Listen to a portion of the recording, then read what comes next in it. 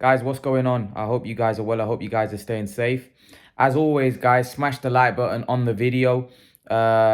Give this like button a smash. And yeah, let's see if we can get this video to 60, 70, as many likes as you can. It really helps the algorithm, as you guys know. But let's get right into this. I want to talk boxing. I want to get right into it. In the second part of the video, I'm going to break down all the predictions really of, Benavidez, Davis, and Munguia, Rosado. But the first part of the video, I want to talk about Terence Crawford. Diaz was giving, he was doing an interview, and in that interview, he said that for him, Terence Crawford is the best fighter in the world. He rated him higher than Usyk and Canelo. I know that's going to rub a lot of people the wrong way, because a lot of people seem to think that, Terence Crawford, although he's got skills, and I think nobody denies the fact that Terence Crawford is a very gifted and skillful fighter. I think anybody that knows even a little bit about the sport knows that Terence Crawford is a very, very gifted and very, very special fighter. I don't think anyone denies that. And personally, I think he's going to dismantle Porter. I do. I think Terence Crawford's going to destroy Porter. And that's the honest to God truth. But there is a question mark about how, Terence Crawford gets on against some of the best other top welterweights, because some of his resume at the minute has been quite thin on the ground. He hasn't really fought the top guys, you would say, at welterweight. Now he's going to fight Shawn Porter, who I feel is not... Shawn Porter for me is like a guy that is a nearly guy against the top guys at welterweight. He comes up short against the top guys, really, when you think about it. And I think Terence Crawford is going to want to put on a statement, because although Shawn Porter has lost to a lot of the guys, the top welterweights, the big welterweights, Shawn Porter's a bit of a bully when he comes up against the smaller guys, the 140-pounders that moved up. He used his physical strength, and a lot of the guys that were moving up, like your Alexanders, couldn't deal with him. I thought the Alexander fight was close, but I thought he beat Alexander. It was a closest fight. But I definitely, Porter came out with a win. Porter, he beat Andre Berto, but Berto had seen better days. But if you look at the guys that he came up against, I thought he lost to Danny Garcia as well, to be honest with you, and I thought he lost to Ugas. If I'm totally honest with you, I thought he lost those fights. And don't get me wrong, the Danny Garcia fight was close. And I don't mind him getting that decision because it was a close fight. But the Ugas fight was definitely an Ugas win. So when I look at Shawn Porter's resume, although he's got a good resume, it's highly questionable, because against the big welterweights, I felt like he struggled massively. He has struggled massively. Don't get me wrong, he's still a handful. And all of those fights, even though, some of them he lost and some of them he got the decision, like they were all close. And he's never been smoked. He's never been like blown out the water. He's always been very competitive, even in his defeats.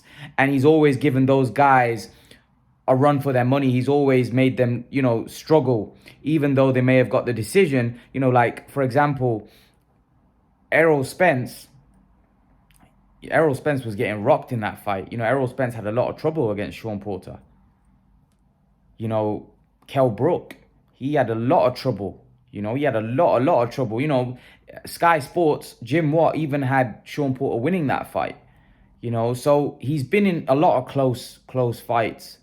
But I think Terence Crawford's going to want to put out a marker. I think Terence Crawford's going to want to separate himself from the competition. I think that's what he's got to gain. If Terence Crawford does what all the other guys have done, then it's not going to be impressive.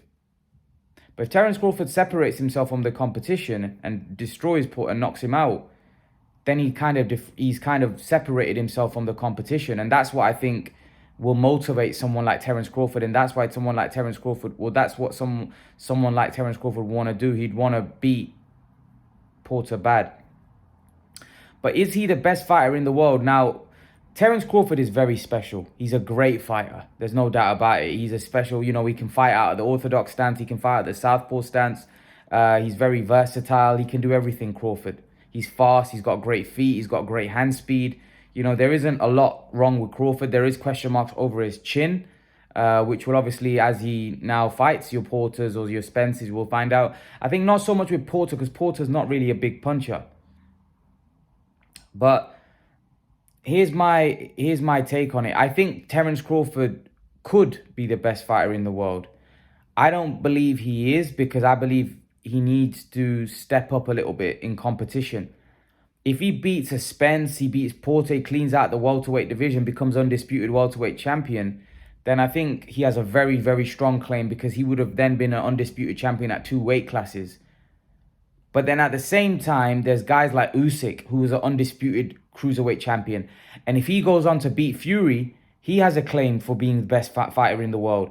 If Canelo, Canelo right now is the #1 guy. If he goes and cleans out the light heavyweight division, then it's going to be hard to see anyone, no matter what anyone else does, being ahead of Canelo Alvarez. Because his resume, he's already undisputed now. And if he goes up to light heavyweight and cleans that out, then I think he would solidify himself be ahead and beyond everybody else, which he probably already is right now. But that would just solidify. I don't think there's anything anyone else can do to surpass Canelo if he was to do that. But Crawford is right up there, because Crawford now, I reckon those fights. Now, Teddy Atlas said that Terence Crawford is going to leave Top Rank. If that's the case, then these fights that we were clamoring for may get made, like the Spence, the Thurman.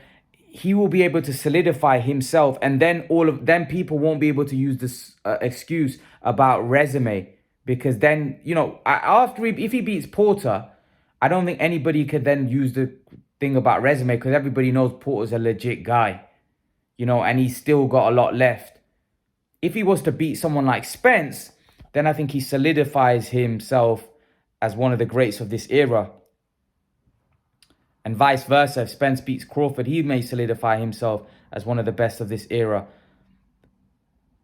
But I can't say he's the best fighter in the world right now, as we speak. Now, if Joe Diaz is saying that purely based on skills, possibly. But I think being the best pound-for-pound fighter in the world isn't just all about skills. It's about your resume. It's about who you fought. It's about all of those things. Achievements, resume, your skills as well. And I just think that Canelo Alvarez has very, very good skills. His resume and achievements are far more than Crawford. He's a 4-division world champion after all, and he's an undisputed champion, and he's fought better fighters. So I don't think you can really claim, you can't really claim, who's the most accomplished fighter Terence Crawford's fought? Even if they weren't in their prime. The most accomplished fighter, in my opinion, right, that he's fought, it's out of Gamboa or Khan. When you look at Gamboa and Khan's resume, it's between those two guys in terms of what they've achieved in boxing. They're the two most accomplished guys that Terence Crawford has fought. Everybody else is not that accomplished. And what I mean by accomplished, I mean by achievements, and I mean by resume. Who those guys have beaten, the resume that those guys have, I think I would say is Gamboa and Khan. Right?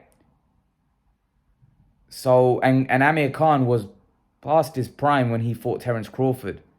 So, yeah, I don't really think when you look at Crawford's resume, it's strong enough to call him the best fighter in the world. You'd say there's Usyk and Canelo that got a way better resume than him as of right now. So if Crawford beats Porter, then beats a Spence, then that might change. But as of right now, I just don't, I put him number 3. I put him after Canelo, Usyk, and I put him number 3, yeah. I think he deserves the number 3 spot. But I think Usyk has solidified number 2 after beating Joshua, because that was an incredible achievement. There's not many cruiserweights in the history that go up and win, become a unified champion. Even like Usyk has surpassed David Haye, because, David Haye was just a WBA heavyweight champion. This guy's a unified heavyweight champion. Now, of course, Fury's the best in the world, so he'll have to beat him if he wants to be undisputed and be the consensus number one. But at the end of the day, you know, I think Usyk is number 2, and then I have Crawford number 3 and Canelo number 1. That's my take on that. In terms of the fights today, you know, Benavidez is taking on, Davis. I think David Benavidez is going to be too strong for him. I think he's going to stop him probably mid to late rounds, probably round 7, round 8. I expect David Benavidez to get the job done. I think Benavidez needs to put on a statement if he's looking for, you know, the big fights, if he's looking for, you know, the big super fights. I think Benavidez needs to go out there and put in a statement. Benavidez is a good fighter. I like Benavidez. I think Benavidez is definitely a very, very good fighter. But I think he needs to do a lot more. He needs to do a lot more. He needs to step up his competition. I would love to see David Benavidez against an Andrade or a Plant or anyone really. I'd love to see him against those type of names, or even a Charlo. You know, that's a fight that's been talked about. It's easy to make as well. Before he gets in there with Canelo, but you know, it doesn't look like that's gonna happen. It looks like, you know, Canelo may pick Benavidez or Charlo next. Which again is be something that I would be very, very excited for. It's just that I think both guys lack experience, and I think Plant did very well. I do think that Benavidez is right when he says that the only guy that's going to be successful against Canelo is someone that can hurt him. Unfortunately, I don't think Benavidez is that guy. I don't think Benavidez could hurt Canelo, and that's my honest to God truth. I don't think so. I don't think Benavidez has got that kind of power. I've seen his fights. I think he's got fast hands, but he hasn't got power. I don't think he's got huge power. You know, in his last fight I think the guy went the distance with him. Or I think he went the distance, or maybe got stopped late. But you know, Benavidez isn't that powerful. I don't think he's that powerful as what people make out he is. He's a big guy, and he probably should be at 175. I think he struggled. Like, I saw David Benavidez on the scales, and he looks like he's really struggling to make 168. He looks drained as anything. I think he should be at 175. But maybe he thinks that's the best chance for him to be champion, because he thinks guys like Beterbiev or Bivol may be too much. I don't know. Because it doesn't make sense. I think he's really struggling to make 168. But yeah, that's my take on that fight. I think Benavidez will get the job done. In terms of Munguia Rosado, I've got Munguia in that fight. I think Rosado, I think, is a good fighter. I think Rosado's tough as nails. I think Rosado's got a great chin. But I think Rosado is a come forward fighter, and I think Munguia will enjoy that. I think Munguia will like the fact that, you know, there's a guy coming to him. I think Munguia really tees off. I don't think Munguia is an elite fighter, but I think Munguia is a guy that, you know, someone like, when he goes up against someone like Rosado, I think stylistically that favors him, and I think Munguia will force a late stoppage. I think Rosado's tough, but I think Munguia will get a late stoppage. I think Munguia will stop Rosado again late rounds, round 10, round 11. I think the referee will step in, because I think Rosado might be taking too much punishment. You got to respect Rosado, because in the last fight, Rosado was getting battered, really, when you look at it. And then he landed a huge shot. That's not always going to happen, but you've got to look at what was happening prior to that. And I actually think he would probably lose if he were to have a rematch, because like I said, that guy was really putting it on Rosado.